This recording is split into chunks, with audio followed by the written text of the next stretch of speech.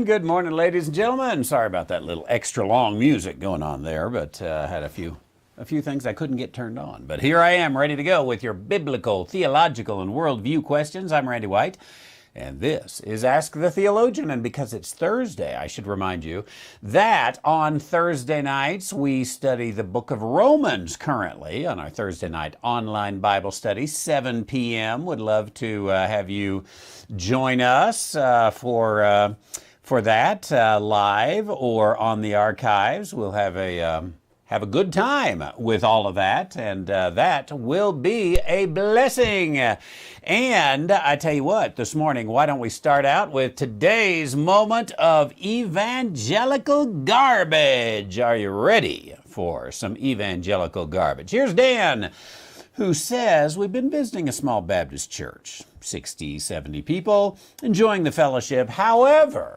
now we learn that the pastor, who's from Bob Jones University, is a strong, unconditional election guy, but he says he's not Calvinist.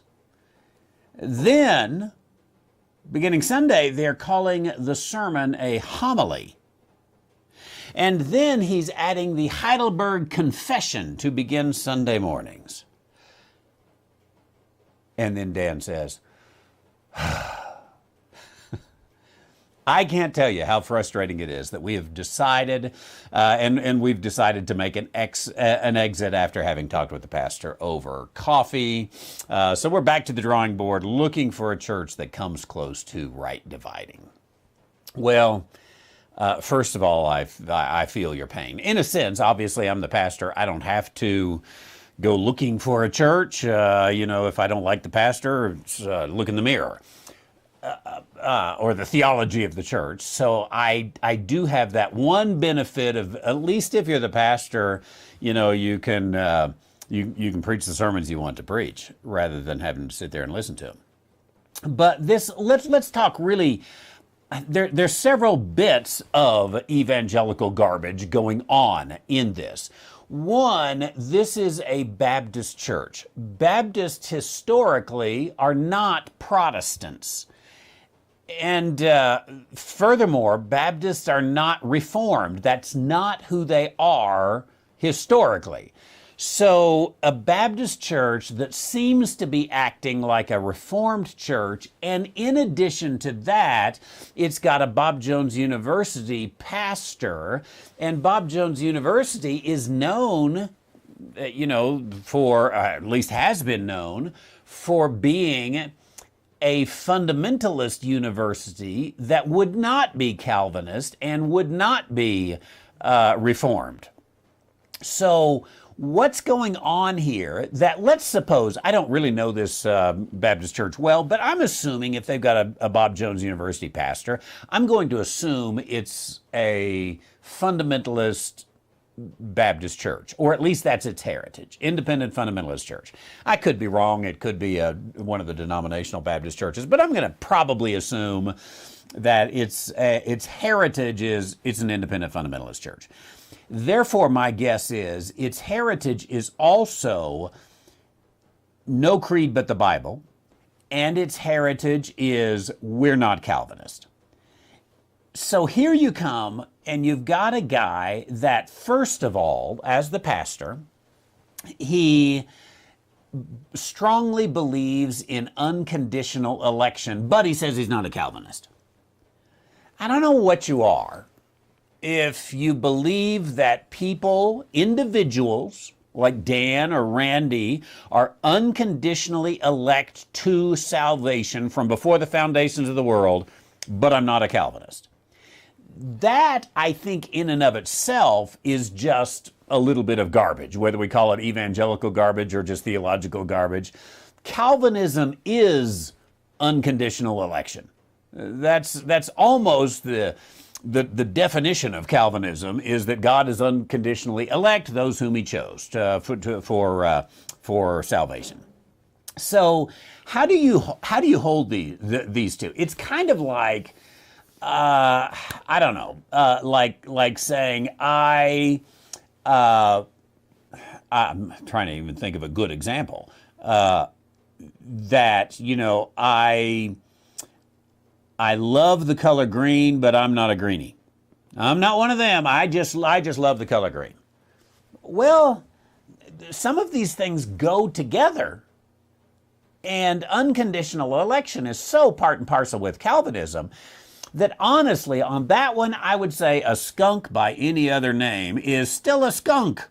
So you call him Pepe Le Pew or whatever you want to do. That thing stinks. That unconditional election thing stinks. And furthermore, I do know that Bob Jones University has a heritage of being non-Calvinist, and that they even to this day say that they're non-Calvinist, but I think they're probably doing this thing because Calvinism has swept the academic world, and Bob Jones University used to not care that it was looked down upon by the academic world, but the more you get the PhDs in there, the more they really want to fit in with the PhD guild. I suspect, even at Bob Jones University, I think didn't they used to have a motto, the world's most unusual university? Maybe they still have it, I don't know. The world's most unusual university. I think that some of the professors in there don't want to be unusual, okay? They want to fit in with academia. Well, theological academia, to fit in, you gotta slobber over yourself over Calvinism. That's what you gotta love. And yet, the founding principles of the school are non-Calvinism. I kind of suspect that Bob Jones University is going Calvinist, saying they're not Calvinist, all the while going Calvinist. That's my suspicion there. I don't have enough to dig in on, but I wouldn't be surprised if I didn't find that, because I see it in so many other institutions that were once good fundamentalist non-Calvinist institutions. And then you add to this stuff that the sermon is now going to be a homily. That obviously, that's Catholic and Reformation talk to call it a homily. I tell you what, let's look up the definition of the word homily and see if we can put this. I didn't have my Oxford English Dictionary already pulled up. Sorry about that, but I shall pull it up right now. Here we go. Oxford English Dictionary. Let's find out what a homily is. I can tell you that homily is not what a Baptist church has. It is never... They've never used the word homily. Now, does it mean the same thing or whatnot? Maybe. We're going to find out here in a minute. Maybe it means the same thing as a sermon. Maybe we're going to find out it doesn't. But I can tell you it's got political overtones, theological, politically overtones that a Baptist would be allergic to. So today, in today's homily, we're going to... That's not very Baptist. That is Reformed, is what it is. It's some guy trying to fit in with another crowd, sounds like to me. So here is homily. It is a Greek word, homilie. Let's see. No, I'm sorry, I said Greek. I meant French. Comes from ecclesiastical Latin, homilia. Originally Greek, homilia, a discourse. Okay, now they have sermon in there in the etymology. So what do we have here in their definition? A religious discourse addressed to a congregation, a sermon, especially a practical discourse with a view to the spiritual edification of the hearers. Now, this is what let me come back to that. Okay, let me highlight this whole thing. I think they got it. Bingo to Oxford English Dictionary. A homily has a view, it is a sermon, but it's a sermon with a view to the spiritual edification of the hearers rather than for the development of a doctrine or a theme. Okay. Doctrinal preaching, verse by verse preaching, exegetical preaching, you don't really use the word homily in the English language. You would use the word homily if I just want to edify you all today. I want to build you up. I want to encourage you a little bit. That's when you would use the word homily, and that's why it's used often in churches in which there's this little 10-minute, time of edification which builds up. So why in the world is a fundamentalist Again, it comes from a fundamentalist institution and probably in a fundamental church, and yet he's using Calvinist theology, but doesn't want to use that word. But he is going to use the word homily, which is Reformed Catholic terminology for just a little bit of encouragement. Come on, let's have just a little talk with Jesus. Sorry, I slipped into Southern gospel there. This sounds like somebody who's a fake fundamentalist. It sounds like somebody who has left their fundamentalist principles altogether and swallowed modern academia, New Calvinism. I'll call it New Calvinism because there is this brand of Calvinism that a lot of people call New Calvinism, which is really kind of feel-good, social gospel-ish kind of stuff. Okay, let's go on. He says he's also adding the Heidelberg Confession to begin Sunday mornings. That, again, we're talking not fundamentalist at all, because the fundamentalist creed was no creed but the Bible. And a creed or a confession, basically the same thing. And again, let's look up Heidelberg Confession and see a little bit. Exactly what I thought. I was hoping for a Wikipedia article just because it would be quick, but it's from the Reformed. It's Reformed theology. And here's the Wikipedia. Again, not always the best, but it is quick. And so Wikipedia, the Heidelberg Confession, 1563, one of the three forms of unity, is a Protestant confessional document taking the form of a series of questions and answers for use in teaching Calvinist Christian doctrine. The guy is a Calvinist. He doesn't want to say he's a Calvinist because supporters at Bob Jones University would have a problem with him. And his connections with Bob Jones would need to go away. So can I just, I don't even know the guy. I may be totally off, but it sounds to me like a snake in the grass. You're a Calvinist. You 's Calvinist terminology. You use Calvinist theology. You use Calvinist catechisms. You are not an independent fundamentalist Baptist, but it would cost you too much to come out for that. I see this, sadly, more and more among independent fundamentalist Baptists. And that, today, is today's moment of evangelical garbage, is the fundamentalist Baptists becoming, they're kind of skipping over evangelicalism, from fundamentalism, skip over evangelicalism, and becoming Protestants. That's garbage. I think you did the right thing in walking away, as sad as it is, back to the drawing board looking at a church that comes close to rightly dividing. And I appreciate your attitude there, comes close. They don't have to be right on everything, but can you at least get that Calvinism is wrong division? Can you figure that out? I think you're right in doing that and carrying that out. Such a tough job, as no doubt many people on our chat box would say. Finding a church that comes close to right dividing, that is not an easy thing at all. If you'd like to submit a question for Ask the Theologian, if you're watching live, you can do it on YouTube. Just use the word question first. If you're on Ask the Theologian, I'll get to that in a moment. If you're on Worshipify or Randy White Ministries, all you have to do is put a question mark, and then it's going to ask, would you like to ask a question? And then if you are not live, or you just want to make sure it happens, then I would suggest you go over to askthetheologian.com and use that ask a question box up there. The nice thing I like about that, one, is you can use it 24/7. Two, it tells you success. We got it. It's in the box. Now I want to go to Jonathan. Down in Houston, Texas, he says, I'm 16 years old and me and my family live in Texas in the Houston area. The reason I'm contacting you is because I'm homeschooled, and for some recent homework, I have been asked to ask my pastor a few questions. However, me and my family don't attend a church. Instead, we watch your Bible studies online because that's how we view and learn the Bible. This is one of those things that,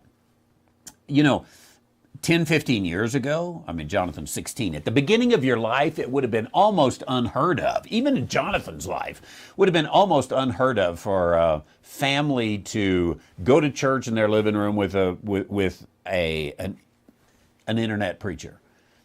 And yet, in this case, again, you begin to look and where's a church that's getting its theology mostly right? So hard to find. Anyway, we go on. So he says, let's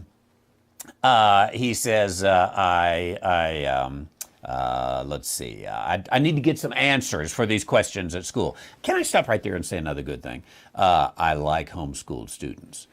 And I'm always happy to help a homeschooled student on their assignment. So here, he has to ask his pastor some questions. He has to interview his pastor. So he sent me the questions, and we, ladies and gentlemen, are going to help out Jonathan in Houston, 16 years old, with his homework assignment. Here we go, ladies and gentlemen. Question number 1. What is good citizenship? Let me say, first of all, those of you who may be new to the program, I don't read the questions in advance. This one came by email, and so I did read it, but I didn't put together a response. So this is going to be just as if Jonathan sitting right here interviewing me. What is good citizenship? I think good citizenship is, first of all, being a good person. Only a good person can be a good citizen. So you need to develop, you or anyone who desires to be a good citizen needs to develop a strength of moral character and virtue that enables you to be a good citizen. Because to be a good citizen, you've got to provide value to the society around you. And a good citizen, therefore, is not someone who just is going to be a sponge taking in everything society has, but never giving anything to society. Now let's think about this for a moment. What does our society give us? Let's take this in the broadest sense. Our society, we'll put it this way, our society gives us an education. You and your family have decided we'll take the homeschool approach that, I don't know if I like to say it this way, but I will. Our society gives us that opportunity. Okay, I'm going to take that opportunity. You could use a private school, you could use a public school, but a good citizen says, okay, I'm taking this. These are things my society offers, but you got to give too. Now, a society provides us entertainment, a society provides us education, a society provides us a wealth of information, all of these things that we get from society. Now, what do I give to society? A person who is healthy, individually healthy and independent, can then provide something for their society. So a good citizen is going to be able to say, I can gain an area of expertise or knowledge, or maybe multiple areas of expertise or knowledge, as some did, like the Renaissance. We often call him the Renaissance man. The Renaissance man is one who he has a lot of areas he's able to provide some benefit of society. I, for example, was learning about George Washington just this morning as I was listening to an audiobook on my drive to work, and talked about how George Washington really was maybe the world's expert on agricultural science in his day. He wrote several academic articles about agriculture. But we know him as a military commander and as president. But he was this guy that was well studied in agriculture. And so when he was president, he would stop by various farms as he was traveling, and he'd stop and he'd look at their dirt and he'd give them some suggestions and he'd hear what they were doing and all those kind of things. Well, I think a good citizen says, I've got to be good at something, and I want to provide that for my society. Maybe I'm a good writer. Maybe I'm a good mathematician. Maybe I'm a good history teacher and good in my history knowledge. Maybe I'm a good communicator of values. Maybe I'm a good theologian, a good preacher. Maybe I'm a good butcher, a baker, a candlestick maker, but I've got something that I can provide. If you go through life with nothing to provide the society, you are not a good citizen. So, at 16 years old, you begin to develop, okay, what could I best contribute to society? Could it be intellectual knowledge? Could it be physical labor? Could it be a new way of looking at things? Could it be being a great communicator? Could it be taking the ideas of God and putting them into literature, great literature that's going to last the ages? What is it that I could do that I think I'm gifted at? And I use that sense in really kind of a non-spiritual word, just that, hey, this is what I'm good at. I could do that. And I could provide for society. So that's the foundation for a good society. You didn't know you were going to get such a long answer, did you, in this interview? So you got to be a good person with something to add. And then to be a good citizen, you have to recognize your individual rights and that society rises and falls on I'll use the word sovereignty, upon the sovereignty of the individual. Like Patrick Henry, who said, give me liberty or give me death. He didn't say give us liberty. He said, give me liberty. I, Patrick Henry, insist and demand on liberty or death, because he understood that the society cannot have anything more than the individual has. And so you recognize what sovereign rights are. You know, even in our Declaration of Independence, you know, we recognize, I'm going to have to paraphrase this, pardon me. Shouldn't do that when you got a homeschooled student. But, you know, we have these inalienable rights given to us by nature and nature's God. These are what it is to be a human. Life, liberty, the pursuit of happiness, some of these other things, that these are things that are mine. Now, then a good citizen protects that. And when the government, state government, local government, federal government, whatever it is, when the government begins to encroach on those liberties, that's when a good citizen says, stop, no further. You cannot come here. This is not your domain. Now, some will misunderstand Scripture out there, and they'll say, oh no, Romans 14 says, you know, bow down and kiss the big toe of the king. That's what it says. No, it doesn't.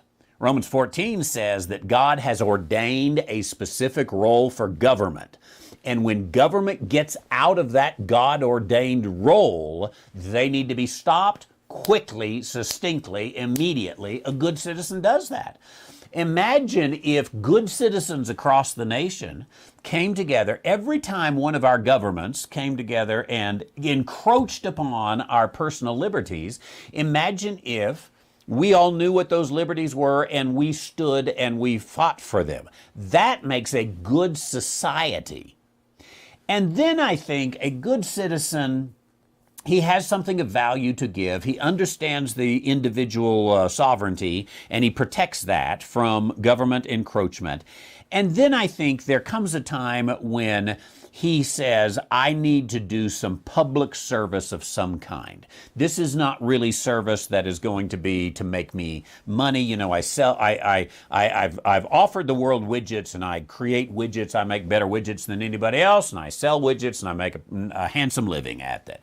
Okay, that's all good. You need to provide that.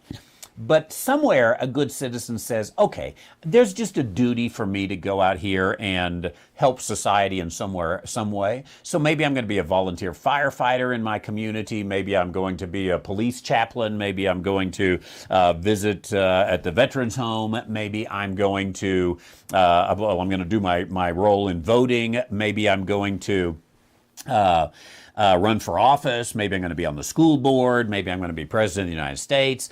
Somewhere there's this segment of life that is public service. Excellent. Okay, thank you. That's only question number one, ladies and gentlemen. Jonathan's question number two. What is virtue?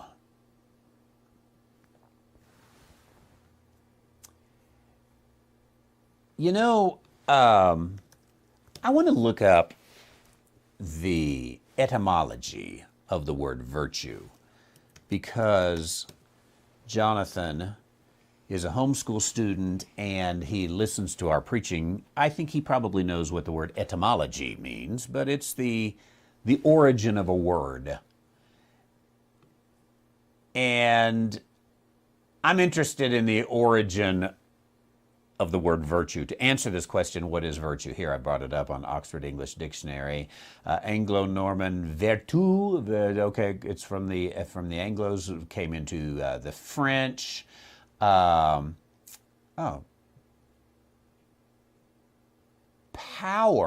vertu, French, okay. Is there a power involved here? Let's see. Virtud, you know, Spanish verdad, isn't verdad truth? Is this a mix of power and truth? Let's keep coming together. Says the spiritual force or influence of an event. Okay, the spiritual force of an event, that's the 11th century usage. The act of supernatural or divine power, a miracle, a one. Okay, so you're getting into all this, and then I think if we go down here, we get into power. I'm going to say power and truth when they come together. And so what you have in the end, as a quality of people, divine beings, as a count, now a moral quality. Now, I can't just say, what is virtue? Well, it's a moral quality. That's what it is, a moral quality. Virtue is, having done a little study now, I'm an expert on the word virtue. Virtue is to take power in line with truth, marry those two things together, and carry out then that power in the boundary of truth. So a man of virtue has in his areas of authority, which every man has some authority. He's got authority over himself. He's got authority in his family. He may have some authority in his church. He may have some authority out on the street, whatever. But he takes that authority and he keeps it in the boundary of truth, and that's where he lives. His power is checked by truth, and truth is carried out by power, virtue. I'm going to go with that. Can virtue be taught? Absolutely. In fact, I would say virtue has to be taught. I would say virtue is always taught. I would say there is never a time when virtue is not taught. You're not born virtuous.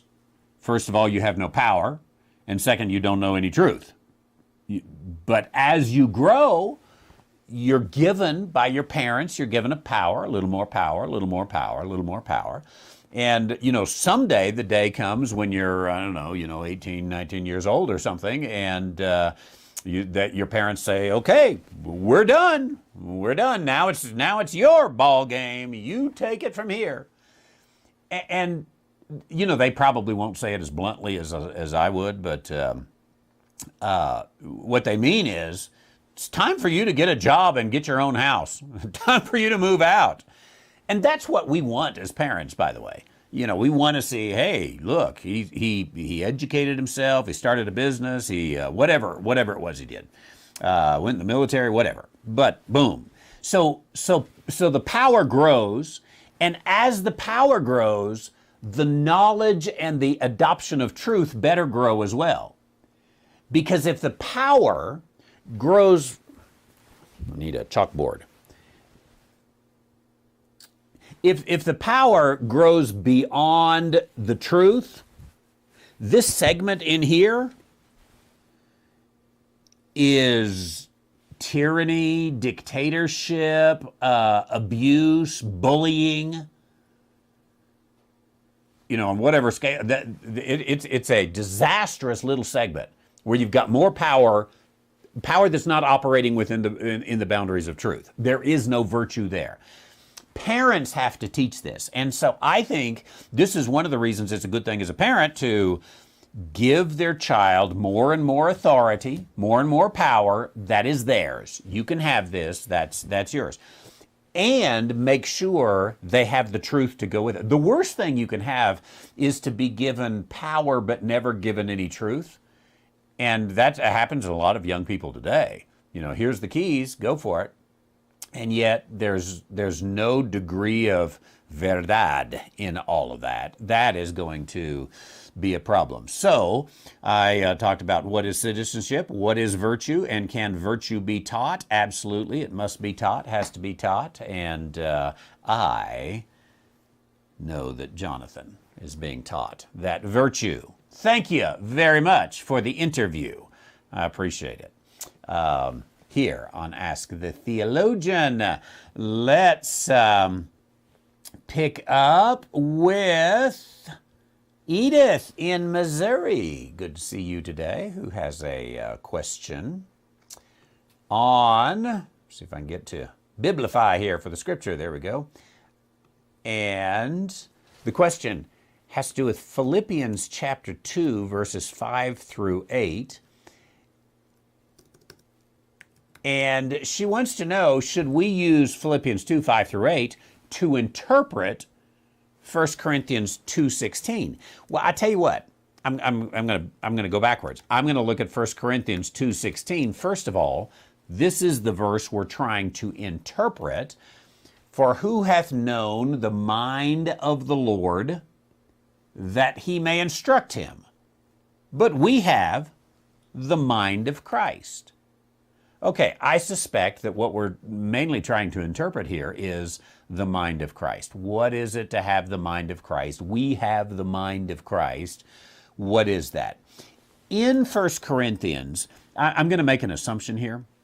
We would want to check and make sure that we includes Edith in Missouri and Randy in New Mexico. And that he's not just talking about Paul and Silas and Timothy, is it, in 1 Corinthians? That we is broad. But let's go ahead and take the broad view of it. I'm persnickety on pronouns, so I'm a little hesitant to do it because I might be wrong. But I know that's the standard evangelical interpretation. I should say the standard Christian interpretation is that here again in 1 Corinthians chapter 2, verse 16, we have the mind of Christ would be interpreted as those of us who are believers have the mind of Christ. So we're going to go with that. And in the background, question the assumptions. Now, if we have the mind of Christ, what does that mean? We let the Bible interpret the Bible. Can we use Philippians chapter 2, verses 5 through 8, which says, let this mind be in you, which was also in Christ Jesus. We'll stop right there. That sure sounds like the mind of Christ, doesn't it? And here is the mind of Christ, let it be in you. That seems to confirm that we're okay saying we have the mind of Christ, you and I. And here is the biblical interpretation. So far, so good. Let this mind be in you, which also is in Christ Jesus, who, being in the form of God, thought it not robbery to be equal with God, But he made himself of no reputation and took upon him the form of a servant and was made in the likeness of men. And being found and fashioned as a man, he humbled himself and he became obedient, obedient unto death, even death on the cross. Let's check the word mind and make sure it's the same. In verse 5, let this mind be in you. We have the mind of Christ. Is it the same? Probably so, but possibly not. Here it obviously is talking about I don't know if attitude would be the right word. Here's the attitude of Christ. It's the attitude that you ought to have. Christ, even though he had the form of God, he didn't think it robbery with God to be equal with God, but he made himself no reputation. So he was fine being equal with God, but he lowered himself. So that attitude of humility, if you will, the mind of Christ.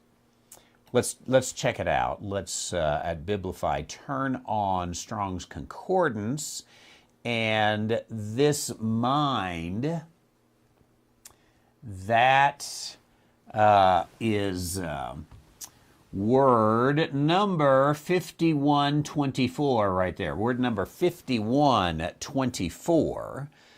Now let's go back to 1 Corinthians 2:16. and see if that is also 3563. This is one of the things I like about Strong's Concordance is you don't have to know Greek, you just have to know numbers. And 5124 is not 3563. So we want to check and see, what's up. Let me say something about Strong's numbers. If the numbers are close together, it's probably just a different form of the word but has the same meaning. Like it might be the noun instead of the verb or the adjective, something like that. But here you've got, from 3,500 to 5,100. Those aren't close. So they've got a completely different root word. So what is coming with that?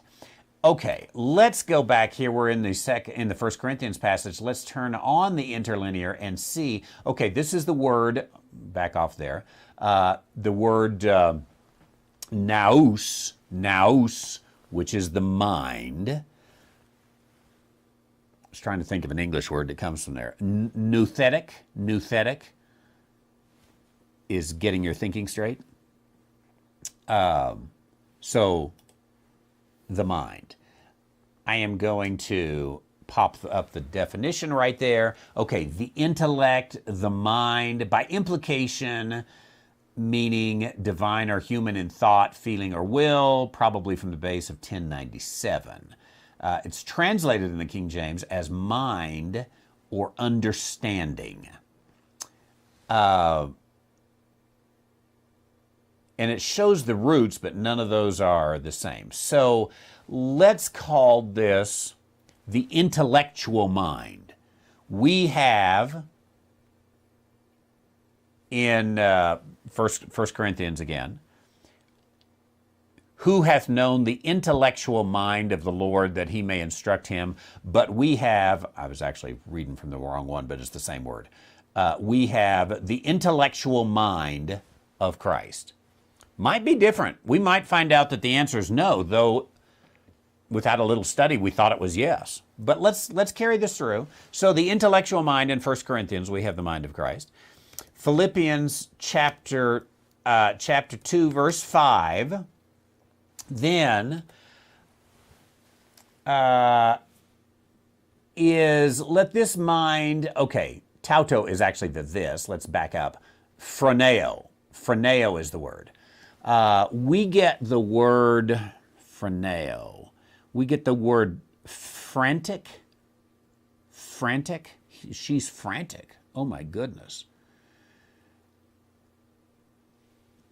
It is a mind word.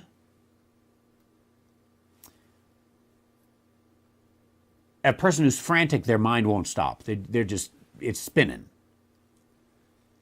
But that's an excessive phren word. Phrenology, I think, is a word. I don't know what it means, but I think phrenology is probably, I don't know, the study of thinking or something like that.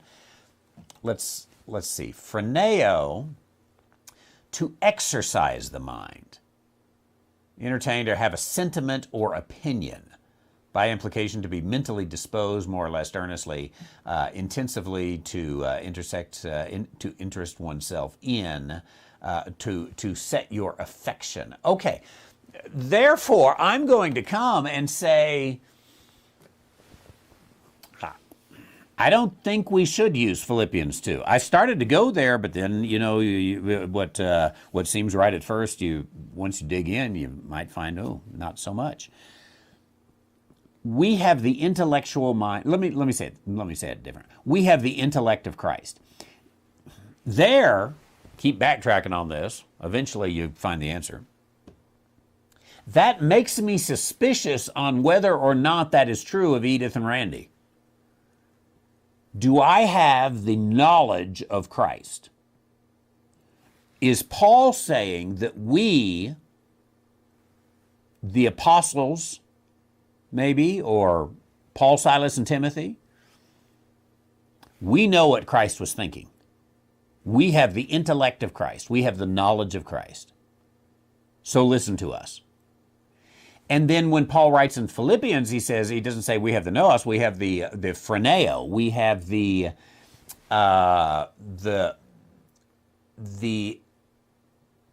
exercise of the mind. It's a stage removed in Philippians. Not that we have the intellectual knowledge, but we can have the results of that. Knowing this, we do that, the phreneo. But Philippians, really, the phreneo word is much more of an attitude. Even, when we say, oh, she's frantic. It's a little bit of an attitude kind of thing. So I'm going to come down in the end and say, okay, no, we probably should not. If we're going to be strict with it, it only works in English.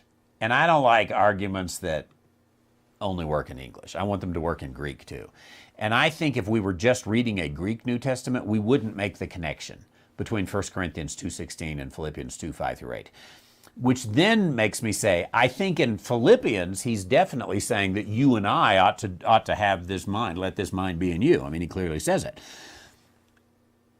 But maybe in 1 Corinthians, he's talking about something different, that Paul's got an unbelievably different and wholesome manner of knowledge. He's got some knowledge that we don't have.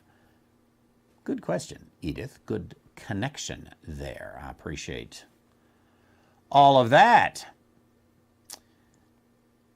Thanks, Deb. I was reading the comments here. I'm sure Randy's teaching on Abraham is totally different than what I've studied in the past. I've studied Abraham so many times, I'm tired of him. I think that I agree with you. I am teaching this more as I'm teaching Abraham more as an exegetical study of Genesis, really. But I agree, there's a lot of, I don't know, thin stuff as it relates to Abraham. You get kind of tired of him. But I've enjoyed reading him through there. I'm backing up just a little bit. Make sure I'm on the right day's chats. For some reason, my chats are not all feeding together there, so I was only getting half of them. I thought, oh, there's more here. And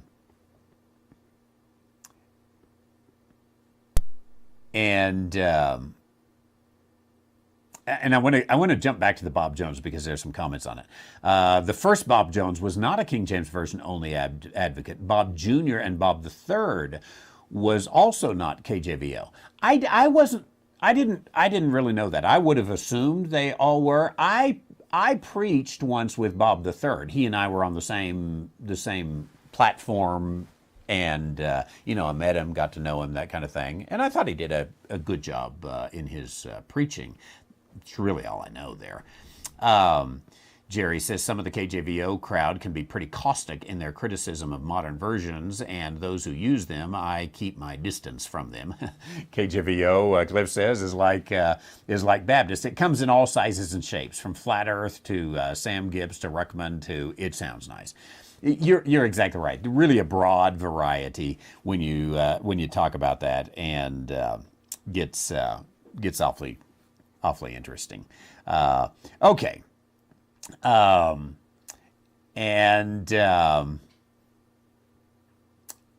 at all the good stuff. Okay, I got to get back to the questions here. Now, back to the questions. From Randy in Corsicana, Texas. What do you think of these two sets of verses?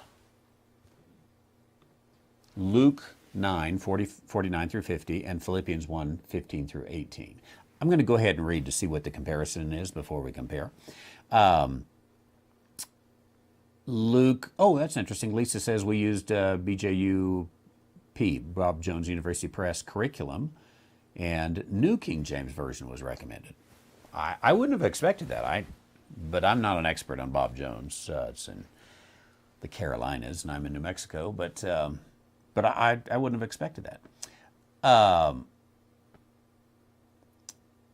So, back to Randy's question. Okay, these two sets of verses, Luke 9 and Philippians 1, as many modern-day preachers and teachers apply them, it seems that a lot of them say pretty much everything is okay as long as the gospel is preached. I don't know if you've heard this, being a Baptist. Yes, I have.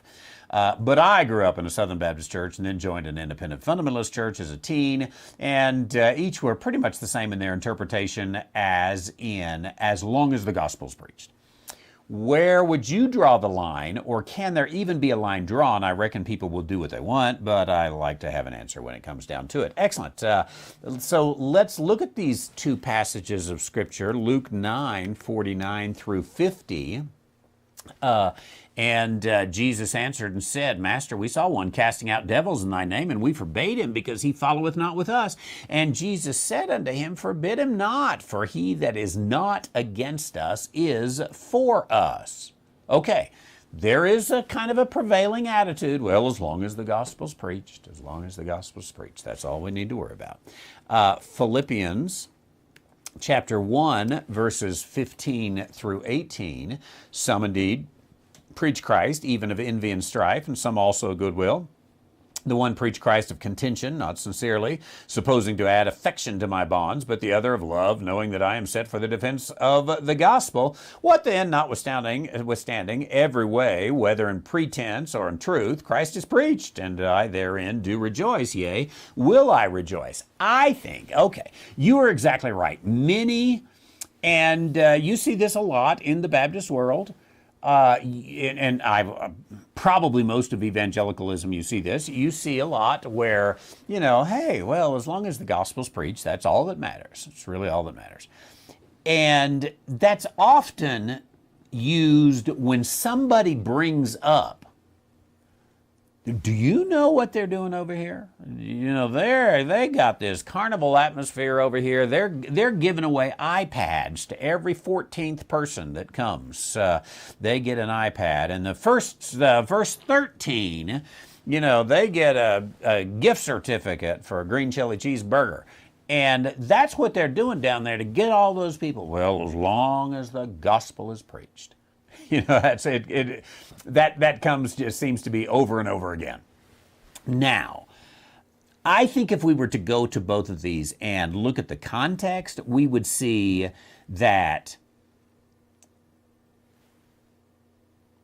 methodology is not what he's talking about.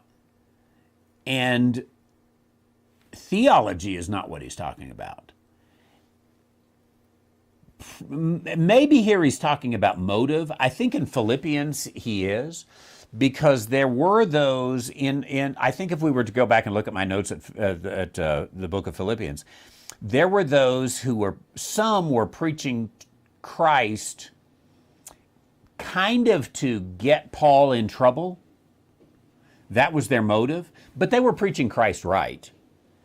And it's almost as if he came and said, "Okay, that's good. That's it. We'll leave it right at that.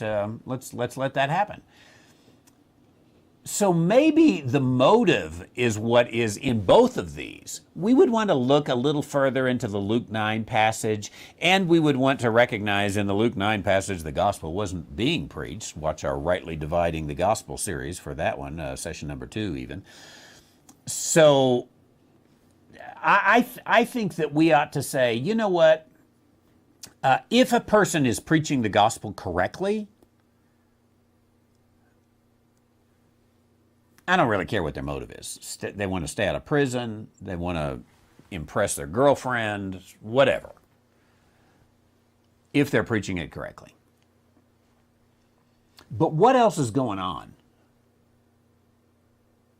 As someone who cares about people's growth in the Lord and knowledge of the Word, yeah, I really do care about these things. I do think it's important. I think that there's a right way and there's a wrong. It would almost be like saying, I don't know, maybe there's some terrible parents out there that, they're just letting their kids get into every form of wickedness and evil that's going to destroy them, but they really do love their kids. Well, as long as they love their kids, we don't worry about it because they do love them, as long as they love them. Well, we wouldn't say that in parenting. We'd say, well, there's a lot more to it. And I think the problem with this, as long as the gospel is preached, is that there is more to the Christian life than the gospel. Obviously, it starts with the gospel, but there is more to it. And what are we adding beyond that? Even if they get the gospel exactly right, I would be suspicious. But even if they get the gospel exactly right, or pretty darn close, we would look at that and say, you know what? I think we're creating a huge problem. And so why not speak up now? Why not address the issue? Why not look at it? Is there anything wrong with saying, is there a better way to do this? What's the result of this going to be? Why are we prohibited because they're preaching the gospel, therefore we can't address it in any way? Now, I think that is too myopic, too many blinders on. And I think what it is probably is that you know the preacher down there and you like him, and so you're just going with that, or your grandkids go there or something. I'd take a little more of a honest approach there. Thank you.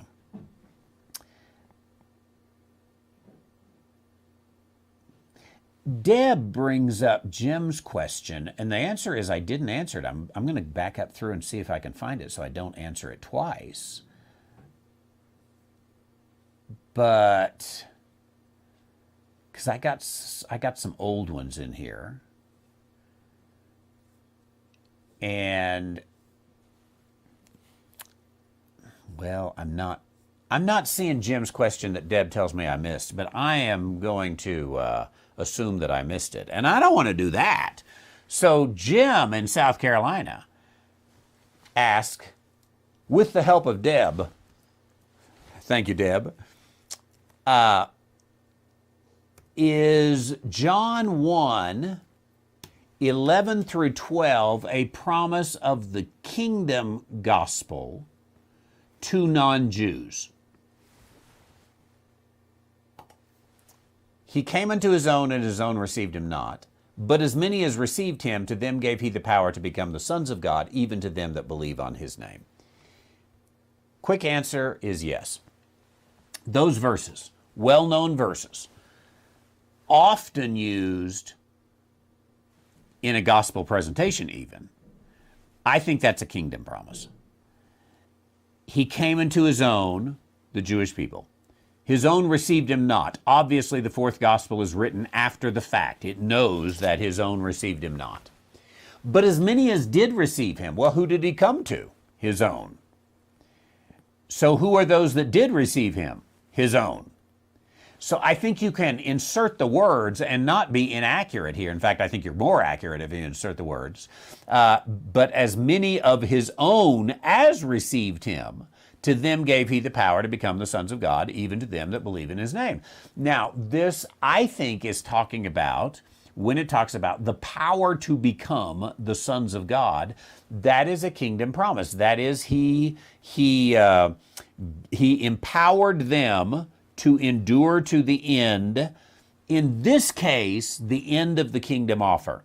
And they had the ability to come around, even when Christ had been crucified and rejected by his people. Of course, he was raised again and ascended into heaven. And after that, his own who received him, who believed on his name, they were those who were able to retain the kingdom promises and proclaim the kingdom promises and try to carry it out. So the short answer is yes, I believe that that is a kingdom gospel. Now this Sunday, 9:45, in Rightly Dividing the Gospel, I am going to focus on the Gospel of John especially. And so let's come back to that verse and see if we can solidify that a little bit further. For those of you who are watching the archives, that would be session number 3 of the Gospel Rightly Divided. Thanks for all of that. Okay, I had some more questions here from Jay, from Jeff, from Manny.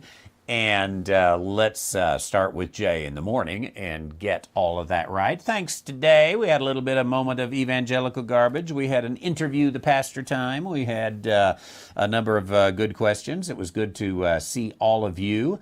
And lots of chat going on that I didn't follow through all the way. Pardon me for that. I'll catch up with you. But got to run today. Tonight, 7 p.m., our favorite time, as Deb says. Thursday night Bible study, the book of Romans. Come join us if you can, and that will be a blessing. You are a blessing. Thanks for being with us. We'll see you soon.